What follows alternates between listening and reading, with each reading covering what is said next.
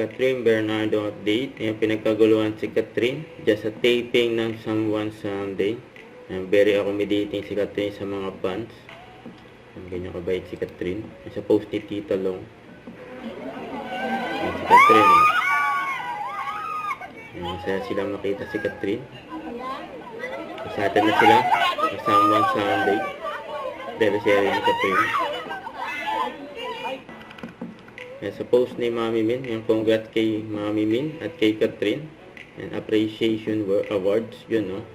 Sabi ni Mami Min, thank you, Idol Vision, for making my dream come true. Legit na endorser na ako, may billboard pa.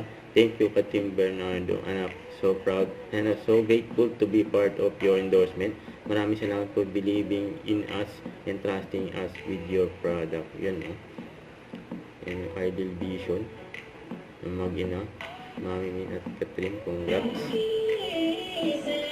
During get together ng cast ng Someone Someday, kasi nila sila mga Salvador at Tim Bernardo at iba.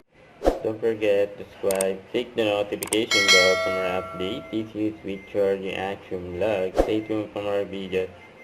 See ya.